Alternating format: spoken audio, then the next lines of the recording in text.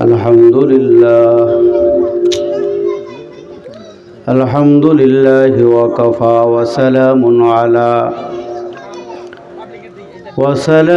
আলা ইবাদিহিল্লাযীনা ইসতাফা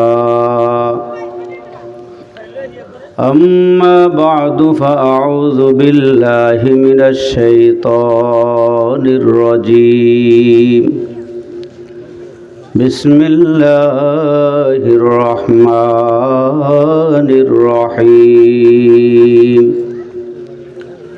ফাদখুলি ফি ইবাদি ওয়াদখুলি জান্নাতি সাদাকাল্লাহু মাওলানাল আযীম ওয়া সাদাকা রাসূলুহুন নাবিয়্যুল কারীম ونحن على ذلك من الشاهدين والشاكرين والذاكرين والحمد لله رب العالمين وقال صاحب القرآن رسول الله صلى الله عليه وسلم الكيس من دان نفسه وعمل لما بعد الموت أو كما قال النبي عليه الصلاة والسلام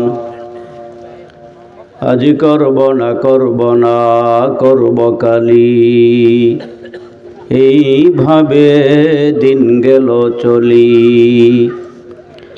কেমনে মোরা হিসাব দিব আল্লাহর কাছে হিসাব যদি চায় দিন ফুরিয়ে যায় রে আমার সময় ফুরিয়ে যায় কোথা থেকে আগমন কোথা যেতে হবে কে আনিল কি কারণে জানা নাই ভবি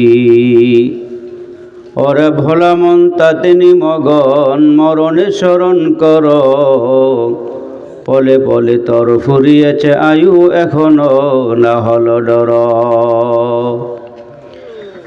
নদীর পার ভাঙ্গে ওপার গড়ে এই তো মালিকের খেলা সকাল বেলার ধনীরে তুই ফকির সন্ধ্যা বেলা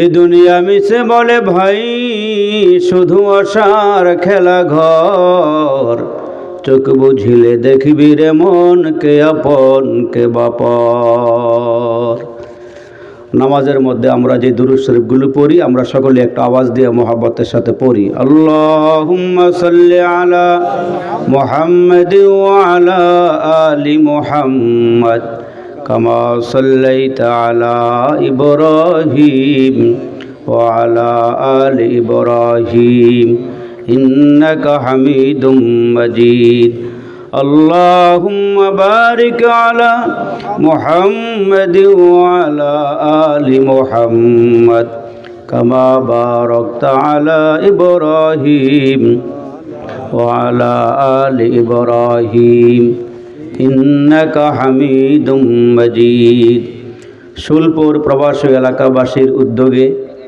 বার্ষিক ওয়াজ ও দোয়ার মাহফিলের সম্মানিত সভাপতি আমাদের অত্যন্ত প্রিয় মানুষ প্রখ্যাত আলেমে দ্বীন আপনাদের পাশেই একটি বিশাল বড় মাদ্রাসার সুযোগ্য অভিজ্ঞ প্রিন্সিপাল হযরতুল আল্লাম হযরত মাওলানা মুফতি দ্বীন মোহাম্মদ সাহেব মুহতামিম হাসারা আশরাফিয়া মাদ্রাসা এতক্ষণ পর্যন্ত আপনাদের সামনে অত্যন্ত গুরুত্বপূর্ণ আলোচনা করলেন আমার অত্যন্ত প্রিয় মানুষ আলহাজ হযরত মাওলানা শাহ অলিউল্লাহ বিক্রমপুরী ভাই যার সাথে আমার আগে পরে অনেক ওয়াজ মাহফিল হয়েছে একসাথে অনেক বয়ান বক্তৃতা করেছি এবং আপনাদের আজকের যিনি সভাপতি উনি একজন যোগ্য আলেম একজন বড় আলেম আমাদের সোনারগাঁয়ের একটি বড় প্রতিষ্ঠানের দায়িত্বে ছিলেন এখন আপনাদের পাশের মাদ্রাসার সুযোগ্য প্রিন্সিপাল আইম্মায়ে মাসাজিদ খোতাবায়ে মাসাজিদ আমার সামনে বসা আমার অত্যন্ত সম্মানিত মুরব্বিয়ান যুবক ভাইরা পর্দার আড়ালের মা বোনেরা আল্লাহ পাকের দরবারে লাখ কোটি শুকরিয়া প্রবাসী এবং এলাকাবাসীর যৌথ উদ্যোগে আজকের এই মাহফিলে আপনারা যা আসতে পেরেছি আল্লাহ আমাদেরকে আসার বসার তৌফিক দিলেন সুযোগ দিলেন সে আল্লাহর দরবারে সকলে একবার আওয়াজ দিয়ে মহব্বতের সাথে শুকরিয়া আদায় করি বলি আলহামদুলিল্লাহ। আপনারা সবাই কেমন আছেন? আমাদেরকে ভালো রাখছেন কে? আমাদেরকে ভালো রাখবেন কে? আমরা একটা জান্নাতের বাগানে আছি। এটা কিসের বাগান? জান্নাতের বাগান। এই কথাটা আপনারও না, আমারও না, আমাদের নবীজির কথা। দেখবেন যদি আপনাদের এই পাশের স্টেশনে যদি বাস থামায়, আপনারা ঢাকার দিকে রওনা দেন, দেখবেন বাস থামায় হেল্পার কন্ট্রাক্টর নাইমা ডাকবো ঢাকা ঢাকা ঢাকা। যদি আমরা জিজ্ঞেস করি, ভাই এই রাজানগর কি ঢাকা আছে, মাওয়া রোডে ঢাকা আছে, তখন এরা কি বলে যে ভাই এখানে ঢাকা নাই, বাসে সিট আছে, সিট নিয়ে বসেন, আপনাকে ঢাকা পৌঁছে দেওয়া হইব। তাহলে আমরা হেল্পার কন্ট্রাক্টরের কথা বিশ্বাস করছি, বাসে উঠছি, সিট নিয়ে বসছি। আজ থেকে ১৫০০ বছর আগে সমস্ত নবীদের নবী, সম্রাট নবী, উম্মতের কান্ডার নবী, রহমতের বান্ডার নবী, মক্কাওয়ালা নবী, মদিনাওয়ালা নবী, ওই নবীজি বলছেন যেখানে কোরআন হাদিসের আলোচনা হয় ওইগুলো জান্নাতের বাগান। আর এই জান্নাতের বাগানে যারা আসে বসে, এই বসাগুলো কবুল হয়ে গেলে দুনিয়ার জান্নাতের বাগান থেকে টেনে আল্লাহ আমাদেরকে পরকালে আসল জান্নাতের বাগানে পৌঁছাই দেবে। যারা সুবহানাল্লাহ বইলা ফেলাইছেন, আপনার নামে সঙ্গে সঙ্গে আল্লাহ পাকের জান্নাতে একটা ফল গাছ হয়ে গেছে। আসমান জমিনের শূন্য জায়গা নেকার দ্বারা ভরপুর হয়ে গেছে। সুবহানাল্লাহ, আলহামদুলিল্লাহ, আল্লাহু আকবার, লা ইলাহা ইল্লাল্লাহ তামলাউল মিজান।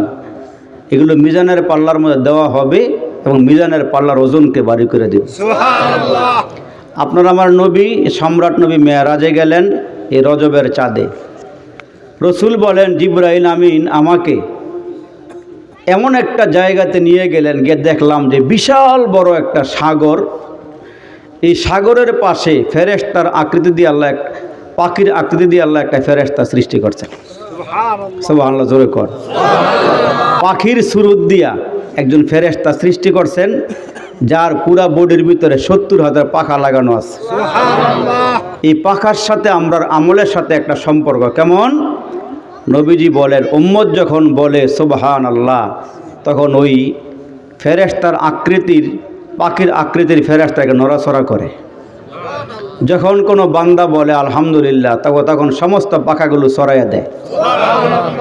আবার যখন বান্দায় বলে আল্লাহু আকবার, তখন ওই পাখিটা উড়াল মারে। যখন বান্দায় বলে লা ইলাহা ইল্লাল্লাহ, তখন ওই পাখি নামের ফেরেশতাটা সাগরে ডুব দেয়। যখন বান্দা আল্লাহর কাছে মাগফিরাত কামনা করে, আল্লাহ আমারে মাফ করে দেন, তখন ওই ফেরেশতাটা, পাখির সুরতের ফেরেশতাটা উঠা পাখাগুলো জারা মারে। জারা দিলে ওই প্রত্যেকটা পাখার থেকে ৭০,০০০ করে পানির ফোঁটা পড়ে। প্রত্যেকটা ফোঁটার থেকে আল্লাহ একজন ফেরেশতা সৃষ্টি করে। আর ওই ফেরেশতাগুলো আমরার জন্য আল্লাহর কাছে মাগফিরাত কামনা করতে থাকে। আর একটু বড় করে কোন সুবহানাল্লাহ। তাহলে আল্লাহর নাম আস্তে না জোরে? আর একটু আওয়াজ করে বলেন, আস্তে না জোরে? তাহলে আরেকবার বলেন আল্লাহু আকবার। আর একটু জোরে বলেন আল্লাহু আকবার। শয়তান আল্লাহর কাছে চ্যালেঞ্জ করছে, আল্লাহ ডাইনে বামে সামনে পিছনে আমি দেখব সুলপুরের মানুষ কেমনে জান্নাতে যায়। আল্লাহ বলেন, তুমি কি করবা বলো? ডাইনে বামে সামনে পিছনে ধোকা দিয়া জাহান্নামে নিব। আল্লাহ বলে, আমার বান্দা যদি সর্বদিক দিয়া গুনাহ কইরা খালি 2 রাকাত নামাজ পড়া যদি হাত উপরের দিকে উঠাইয়া দেয়, উপরে তোমার কোনো ক্ষমতা নাই, রহমতের পানি দিয়ে আমি আল্লাহ সবার গুনাহ মাফ করে দিই। তাহলে আমাদের একটা দিক খোলা আছে, যেখান থেকে রহমত বর্ষণ হয় ওই জায়গাটা খোলা আছে। আমরা সব দেখি কিন্তু আল্লাহর রহমত, কুয়াশা দেখি, বৃষ্টি দেখি, সব দেখি কিন্তু রহমত দেখি না।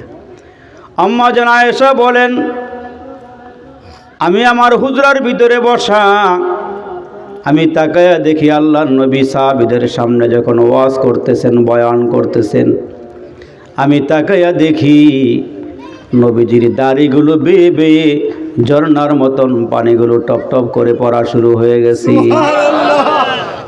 ওই পানিগুলো জামাতে লাগতেছে। আমি চিন্তায় পড়ে গেলাম, নবী যদি ভিজা জামা কাপড় নিয়ে ঘরে আসে নবীর কষ্ট হবে। এই জন্য আমি নবীজির জন্য শুকনা জামা কাপড় হাতে নিয়ে দরওয়াজার পাশে দাঁড়ায় রইছি। আমার নবী কখন ঘরে ঢুকবে, নবীজির হাতে আমি শুকনা জামা কাপড় দিব। নবীজি সাহাবীদের সামনে বয়ান শেষ করে যখন ঢুকলেন, আম্মা জান আয়েশা সিদ্দিকা রাদিয়াল্লাহু তাআলা আনহা নবীজির হাতে শুকনা জামা কাপড় দিলেন। আল্লাহর রাসূল ডাক দিয়ে বলেন, আয়েশা রে, আমার হাতে কেন শুকনা জামা কাপড় দিলা? আম্মা জান আয়েশা ডাক দিয়ে বলেন, নবী গো, আমি দেখছি আপনি যখন সাহাবীদের সামনে ওয়াজ করতেছিলেন আপনার দাড়িগুলো ভিজে গেল, জামার মধ্যে টপ টপ করে পানিগুলো পড়তেছিল। আপনি দুজাহানের নবী, বড় নবী, সম্রাট নবী, ভিজা জামা কাপড় নিয়ে ঘরে ঢুকলে অসুবিধা হবে, কষ্ট হবে, এই জন্য আমি শুকনা জামা কাপড় হাতে নিয়ে দাঁড়াইয়া রইছি। এই নেন গো নবী জামা পরেন। রসুলে আরবি ডাক দে বলে, আয়েশা রে, তুমি যা দেখছো সবই সত্য দেখেছো, এগুলো দুনিয়ার কোনো পানি নয়, এগুলো হলো আল্লাহর রহমতের পানি। দুনিয়ার পানি পড়লে জামা ভিজে যায়, জমি ভিজে যায়, আল্লাহর রহমতের পানি পড়লে বান্দার গুনাহগুলো দুইয়া মুইসা সাফ হইয়া যায়।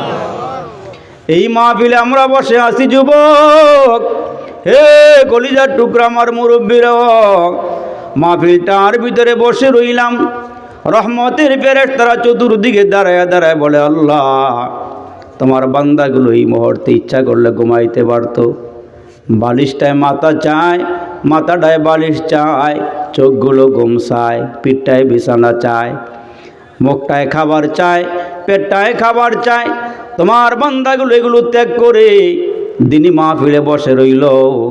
আল্লাহ বলে, সুলপুরের মানুষ কি চায়? আল্লাহ গো এরা ক্ষমা চায়।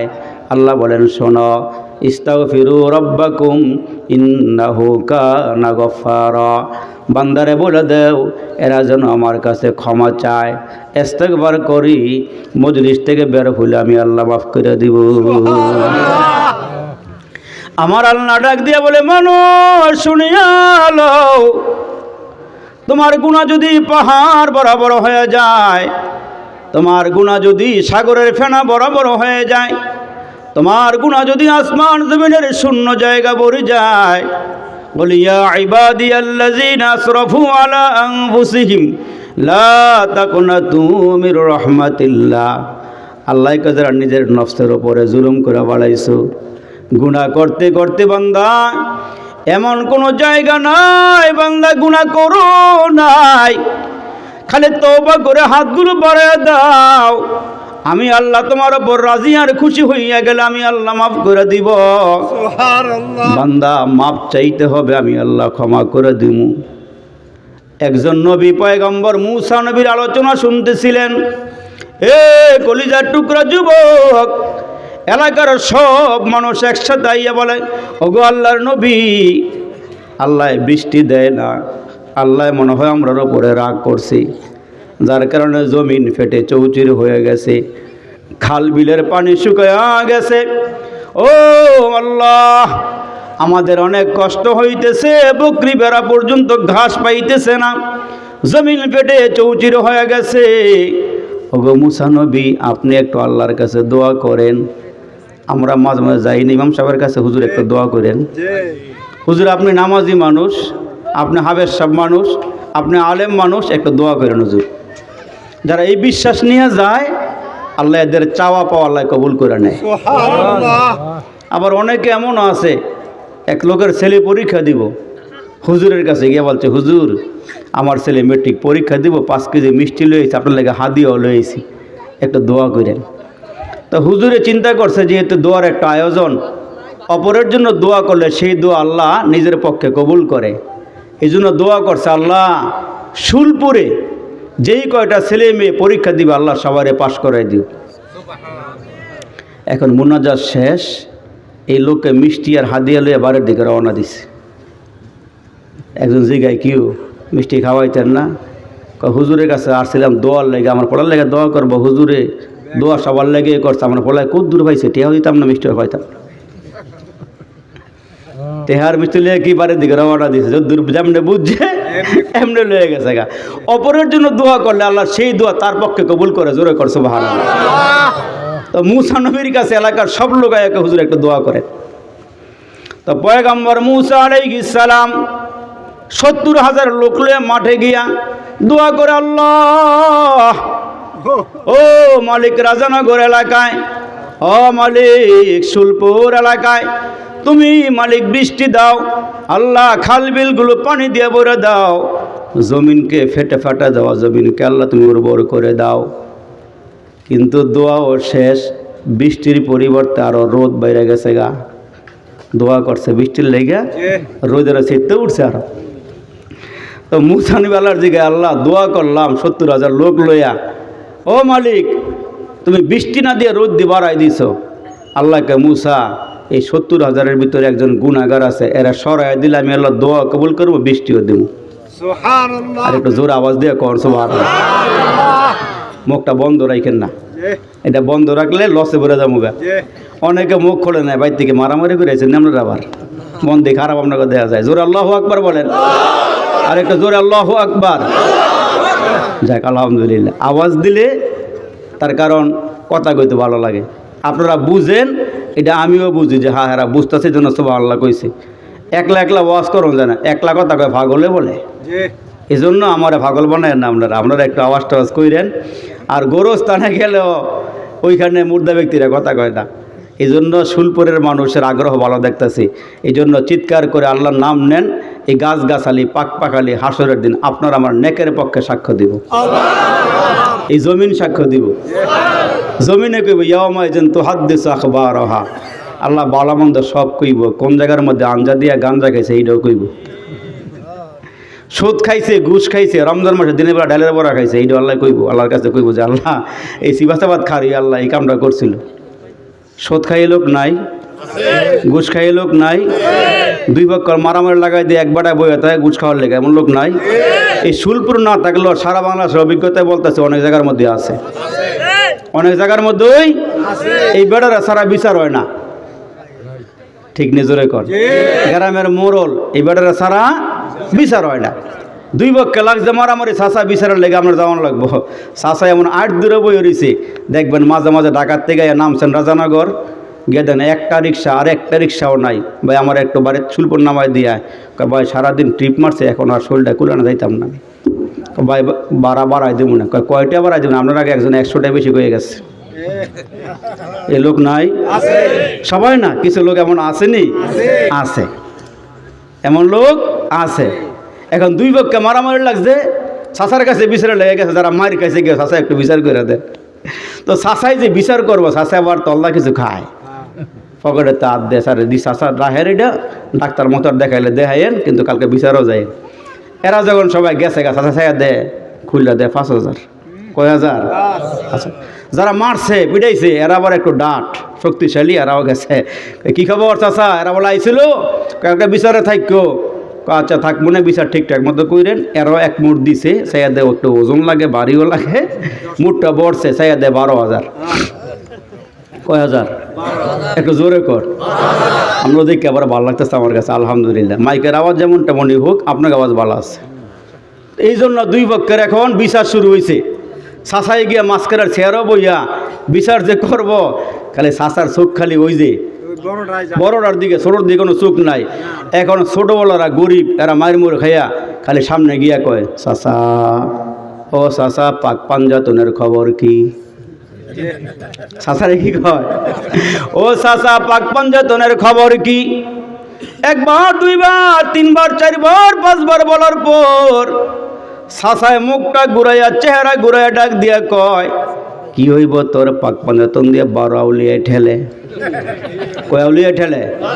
জোরে কোন কয়াউলিয়া ঠেলে? এই বেটা আবার হজ করে হাজি সাহেব হয়ে আইছে। সবাই না, কিন্তু কিছু কিছু হাজি এমন আছে মসজিদ ছাড়ে না, অথচ আল্লাহ পাকের রসুল বলছেন আমার উম্মত যত বেশি মসজিদে যাবে আল্লাহ পাক তার জন্য জান্নাতে তত বেশি মেহমানদারি করাবে। আর আমরা আল্লাহর ঘরে যাবো কোন সময়? সার দোনো চা খেয়ে আমরা গুলোই তারি না।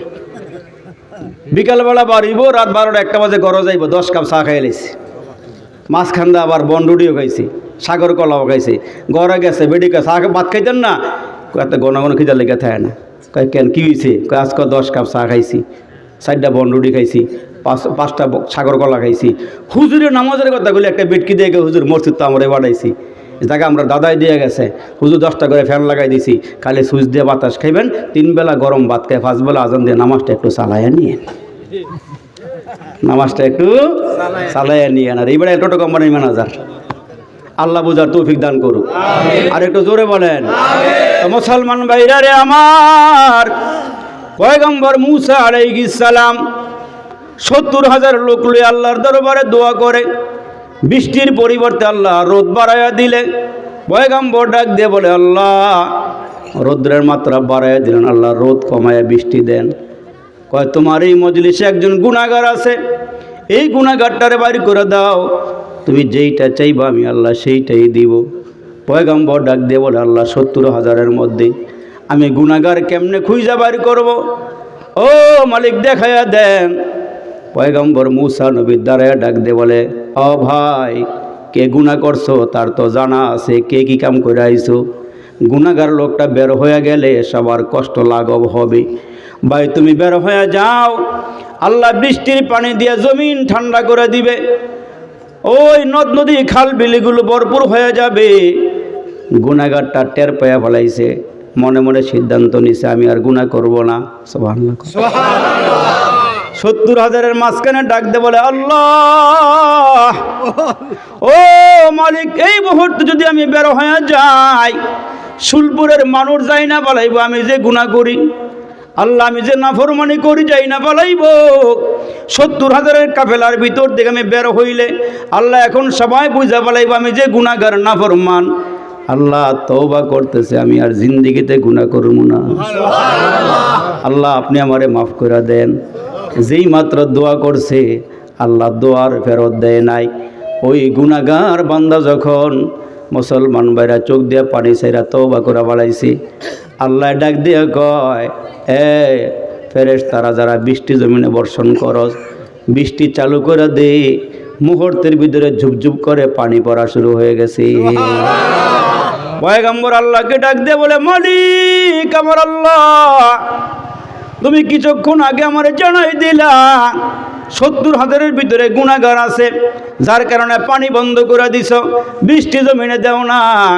গুনাহগার তো বের হয়ে যায় নাই, কোন রাস্তা দিয়ে যাইব আল্লাহ সব দিকে তাকাইলাম দেখি নাই। আল্লাহ গো ও মালিক, তুমি বললা গুনাহগার আছে, গুনাহগার তো গেল না। আল্লাহ কয়, যার খাতিরে আমি বৃষ্টি দেই নাই তার খাতিরে আমি আল্লাহ বৃষ্টি চালু করে দিছি। যার কারণে বৃষ্টি দিন আমি আল্লাহ, এর কারণে বৃষ্টি আবার চালু করে দিছি। তওবা করছে আল্লাহর দরবারে, আল্লাহ মাফ করে দিছি। মুহূর্তের ভিতরে আল্লাহ সবার উপর রাজি আর খুশি হয়ে গেছে। এই জন্য যখন আমরা গুনাহ করি, এলাকায় ফেরেশতারা ঘুরে ঘুরে দেখে, এলাকার মানুষ গুনাহগার, এলাকার মানুষ নাফরমান, মুসলমান কিতাবের ভিতরে আসছে, ওই এলাকায় ফেরেশতারা ঘুরে ঘুরে দেখে যে কোনো জায়গার ভিতরে নবীর ঘর আছে কিনা, আর ওই ঘরের মধ্যে কোরআন শরীফ পড়ে কিনা, হেফজ পড়তেছে কিনা, নুরানি মক্তব আছে কিনা, যারা আলিফ বা তাহসার সবক পড়ায়, আর যারা আলিফ বা তাহসার সবক পড়ে, নবীজি বলেন, এই রাষ্ট্রপতি, ও প্রধানমন্ত্রী, ও মন্ত্রী, এমপি, ও চেয়ারম্যান মেম্বার, তোমরা যত সম্পদশালী হও, যত টাকাওয়ালা হও, একজন মক্তবের শিক্ষক 10,000 টাকা মাসে বেতন পায়, ফ্যামিলি লিয়ে চলে, তুমি কোটিপতির চেয়ে এরা সবচেয়ে দামি। যে কোরআন শিখে এবং কোরআন শিখে এরা হলো কি দামি। দুনিয়ার আপনার কাছে দাম না থাকলেও আর আল্লাহর কাছে অনেক দামি, অনেক দামি আল্লাহর কাছে। ওই ফেরেশতারা ঘুরে ঘুরে গিয়ে আল্লাহ জমিনে দেখে আইছি গোরস্থান আর বাড়িওয়ালাদের মধ্যে কোনো পার্থক্য নেই। কয় কেন? কয় গোরস্থানরাও হুয়া, এই এলাকার সব মানুষ শুয়ে রয়েছে। এক জায়গায় ওয়াজ করতে গেছি, মুয়াজ্জিন সাহেবকে, হুজুর কানে কানে হুজুর নামাজের ওয়াজ করেন। বললাম কেন ভাই, হুজুরে নামাজের ওয়াজ করে না? হুজুর হুজুরেরটা দৌড়ে না, কাম হয় না, আপনি একটু দূরের থেকে গেছেন তো, আপনি একটু কইলে মনে কাম হবে। আমি কেন, কী হয়েছে? হুজুর শীত একটু বেশি পড়লে, ঘন কুয়াশা পড়লে, আর যদি একটু ঝিরঝির বাতাস পড়ে, হুজুর ইমাম মুয়াজ্জিন ছাড়া আর 3 নম্বর কোনো মুসল্লি ভাই না। এলাকা নাই, এলাকা নাই, অভাব নাই। এখন মুয়াজ্জিনকে হুজুর একদিন এমন বেকায়দায় পড়ছি, এমন কুয়াশা কিচ্ছু দেখা যায় না হুজুর, নামাজের ওয়াক্ত যেই টাইমে আমরা খারামু এই টাইম 10 মিনিট ওভার হয়ে গেছে হুজুর, লোক পাই না। ইমাম সাহেব সুন্নত পড়ছে, আমিও পড়ছি, পড়া বসে রয়েছি হুজুর, বসার পরে একটা মুসল্লি পাইতেছি না। ইমাম সাহেব হুজুরে কয় চলো খারাই যাই, তুমি ডাইন দিকে আসো। এখন মুয়াজ্জিনকে হুজুর, এখন যেই জামানা পড়ছে 5ই আগস্টের পরের থেকে চোর ডাহায় সন্ত্রাস বদমাশ বাইরে গেছে, এখন বেশি ডাকাতি হইতেছে, বেশি চিন্তাই হইতেছে, বেশি চুরিটা হাতি বাইরে গেছে গা। হুজুর মনে কিছু নিয়েন না, আপনি সামনে খাড়াইলে আর আমি পিছনে খাড়াইলে আপনি আমার দেখতেন না, আমি পিছনে খাড়াইতাম আমার আলগিদায় চলে গেলে আপনি খবরও থাকতো না। আপনার দেখি একটা মুসল্লি পাইনি হুজুর। আপনার এলাকায় ডেক্সির মধ্যে মাছ লইলে ঘুরে ঘুরে ব্যস্ত এমন লোক আসেনি? তাহলে আপনার এলাকায় আছে, এটা আমগো দিকেও আছে। মহাজ্জান সব কতক্ষণ ঘুরে ঘুরে ডেক্সিওয়ালারা পাইছে, ধরছে ভাই একটু নামাজটা পড়ে যান, আপনি ব্যবসায়ী মানুষ, আল্লাহ বরকত দিব, নামাজটা পড়ে যান। এই বেটায় খাড়ায় দেখে হুজুর আমি যে নামাজ পড়বো আপনার লোক মিশতে কন যেত না হুজুর, আমার লঙ্গিটা বেশি একটা ভালো না। কেন? হুজুর 1 বছরের ভিতরে আমি পেশাব করে ভান রয়েছে কিনা আমার সন্দেহ লাগে। হাসছেন না, নিজের একটু বুঝান যে আপনি কি করতেছেন। আমাকে অনেক জায়গায় খাওয়াইতে লইয়া যায়, বাথরুমে গিয়ে টিস্যুও নাই। আল্লাহ আমাদেরকে মাফ করুক। আর একটু জোর আমিনটা কন। আমিন কইতে অসুবিধা আছে? আমিন কইলে দোয়াটা করলে টাইনে আল্লাহ নেবো আড়াইশের মধ্যে। আমি একলা আমিন কইলে কেবল না ওই তারে। এক জায়গায় গেছি ওয়াজ করতাম, গিয়ে দিই মানুষের যে বসার ডং ডাং, আমি কে গেলো একটা বড় করে দোয়া করে লই। আমি কইছি আল্লাহ সবার অলি বানাইয়া দাও। সামনের 2-1 লোক খালি কইছে আমিন আমিন, আর একটা লোক আমিন কইল ওটা। আমি জিজ্ঞাসা করলাম ভাই আমিন যে কইলেন নাম নগর কোনো সমস্যা টমস্যা আমার কি পছন্দ হয় নাই? কয় হুজুর আপনারও পছন্দ হয়েছে, আপনার কথাবার্তা ভালো লাগে, কিন্তু একটা সমস্যা আছে। আমি কি সমস্যা? কয় হুজুর এই যে আপনার কইলেন যে আল্লাহ সবার অলি বানাইয়া দাও, হুজুর অলি হওয়াতে এত সহজ না। বলে আমরা শুনছি অলি খেতে নামাজ লাগে, রোজা লাগে, জিকির লাগে, কোরআন শরীফ লাগে। হুজুর এত কিছু আমল করে আমার দ্বারা অলি হওয়া সম্ভব না। আপনারা হুজুর রাজারাতে আপনারা অলি অনগা। আমি চিন্তা করলাম হ্যাঁ অলি হইতো না, কি করুন যায়?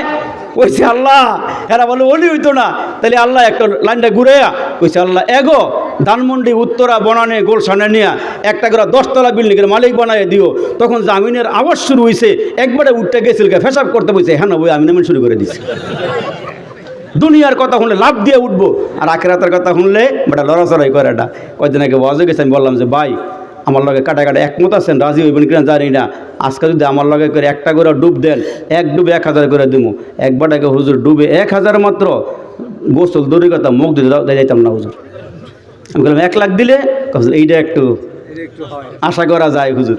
তো লাভের কথা বললে সবাই দৌড় মারে, আর বেলাভের কথা হলে কেউ দৌড় মারে না। এইখানে যারা আসছেন 10টা লোক মিললে একটা দোয়া করে আল্লাহ আমরা অলি বানাই দিব। আর একটু জোর আওয়াজ করে বলেন ঠিক না বে ঠিক? তো এখন ওই বেড়ায় কি কে হুজুর লুঙ্গি আমার বালা না, পাক না, পবিত্র না হুজুর। মুয়াজ্জিন আমার জামাতে নামাজ পড়তে হইব, তো ভাই আমার রুমে আমি একটা লুঙ্গি আলাদা রাখি, এটা আমি মাঝে মাঝে ব্যবহার করি, মাত্র 2 রাখছি হুজুর, এখন ব্যবহার করে নেই, এই লুঙ্গিটা আপনারা দিব। টাইম না হ্যাঁসরা জামাত তো বরণ লাগবো, এই বেটা লইয়া গেছে লুঙ্গি দিছে, এখন লুঙ্গি পরবো না, বেটা লুঙ্গি পরে না খাড়াই রয়েছে। ভাই খারাপ হয়েছে লুঙ্গি তো সময় গেল গা ভাই। হুজুর মাথার টুপি নাই, টুপিও আমার কাছে আছে। মুয়াজ্জিনের কথা হলো জামাতে নামাজ পড়বো, এরা লুঙ্গি টুপি দিয়া হইলো, এই বেটা টুপি লইছে লুঙ্গি লইছে লইয়া খাড়াই রয়েছে। ভাই হুজুর করেন, হুজুর একটা কথা আছিল। কয় কি কথা? কয় হুজুর নামাজ পড়বো, কার পিছে আপনারা হুজুরই বালা না। এই বেটায় মুইতে ভানিল না, এই বেটায় নামাজ পড়ে না, হালাল হারাম বুঝে না, এই বেটায় দুনিয়ার বালা।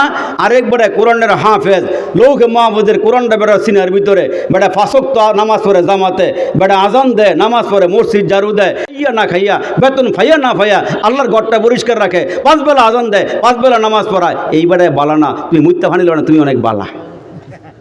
আওয়াজ দিয়ে জোরে কোন ঠিক না বেঠে? এই জন্য মুসলমান ভাইরা রে আমার, ওয়াজ দেওয়ার উদ্দেশ্য, আলোচনা করার উদ্দেশ্য হইল আমরা যেন আল্লাহওয়ালা হয়ে যাই, আমরা যেন বুজুর্গ হয়ে যাই, আমরা যেন 5 ওয়াক্ত নামাজি হয়ে যাই।